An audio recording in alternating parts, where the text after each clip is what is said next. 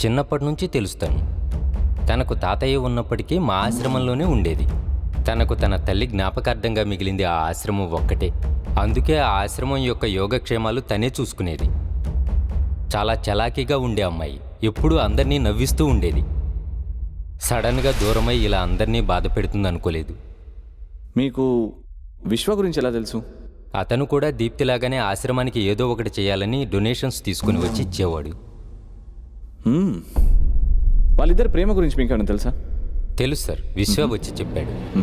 ఒకరినొకరు ఇష్టపడుతున్నామని, వాళ్ళిద్దరూ తొందరలోనే పెళ్లి చేసుకోవాలనుకున్నారు. ఇంతలోనే ఇలా జరిగింది సార్. విశ్వ ప్రవర్తన దీప్తితో ఎలా ఉండేది? చాలా ప్రేమగా ఉండేవాడు సార్. తన కష్టం వాడి కష్టంలా భావించేవాడు.